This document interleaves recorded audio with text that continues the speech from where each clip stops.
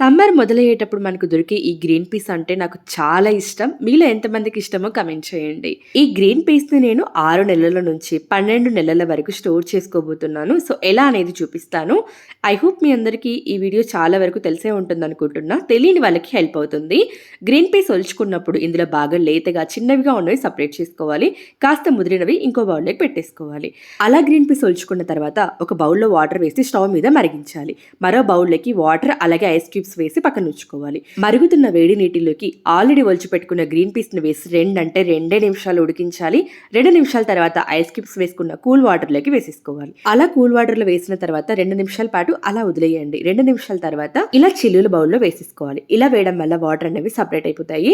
ఇలా ఉడికించుకున్న ఈ గ్రీన్ పీస్ ని పొడి క్లాత్ పైన వేసేసి ఫ్యాన్ కింద ఆరనివ్వాలి. వీటిపైన ఉన్న చెమ్మ మొత్తం పూర్తిగా ఆరిపోయి డ్రై అయిపోయిన తర్వాత వీటిని ఏదైనా ఒక జిప్ లాక్ బ్యాగ్ లో కానీ లేదా ఒక డబ్బాలో కానీ స్టోర్ చేసి డీ ఫ్రిడ్జ్ లో పెట్టుకున్నట్లయితే 6 to 12 మంత్స్ పాటు ఫ్రెష్ గా ఉంటాయి. డబ్బాలో పెట్టినట్లయితే తీసిన ప్రతిసారి డబ్బా మొత్తం తీయాల్సి ఉంటుంది. అదే ఇలా కవర్ లో పెట్టామనుకోండి కొద్దిగా పెట్టుకుంటాం కాబట్టి ఒకసారి ఒక కవర్ తీసి యూజ్ చేసుకోవచ్చు. ఈ వీడియో మీకు నచ్చినట్లయితే లైక్ చేసి ఫ్రెండ్స్ అండ్ ఫ్యామిలీ మెంబర్స్ కి షేర్ చేయండి.